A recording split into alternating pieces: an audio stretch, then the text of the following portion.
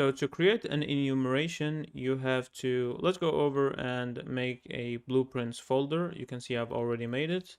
If you don't remember how to make one, I'll delete this one and right click on the content folder and choose the new folder, call it blueprints, and it's nice to be organized. And right click over here to the right inside of this folder. And now under blueprints, we can create the enumeration. And the naming convention for enumeration is E, so I will always write E in the beginning.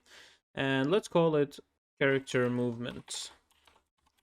So for example, crouching, sprinting, and so on. So now we have a list. So double click the enumeration and you can see this tab appearing. Now this is very simple. Here you can click on new to add a new item to the list. And here is the name of the item. So for example, we can crouch and I can call my other one walk and run, and I can add sprint, and you can add whatever you want. For example, let's say proning. You can prone in the game as well. So you can add a bunch of items. This is just a list, and you can even add potatoes and whatever you want, but this doesn't really make sense in the character movement. So I'm going to remove it and let's click save. So now we have a list of items. So let's go ahead and use this list that we have made. This is the list we made. So let's go over to the level blueprint that we've been working in. And inside of here, let's make a new variable. And this variable we're going to call character movements.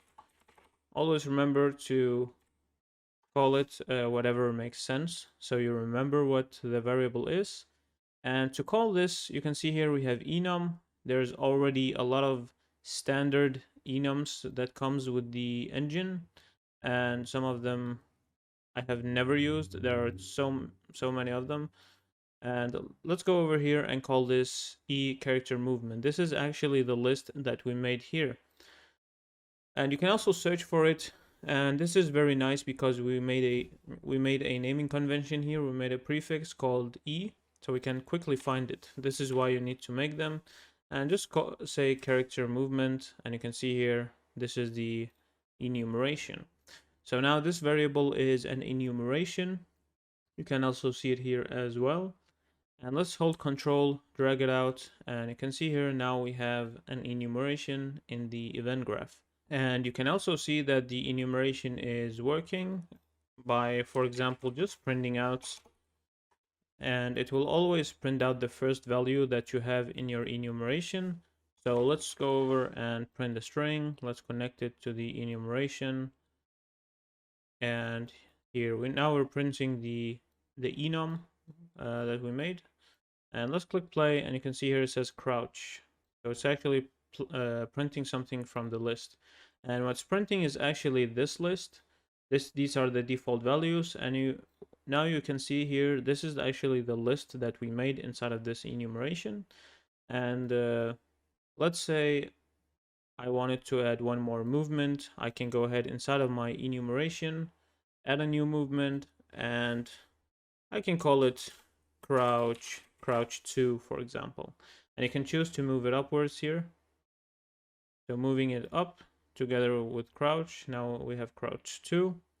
If we save and go back to the level blueprint and click on the enumeration, you can see that we have now crouch 2 inside of our list. So you can imagine this is very powerful. You can create a list of anything you want, and you can choose the default value. You can also manipulate these values during gameplay. So let's go over to the next lesson and learn how we can compare this enumeration.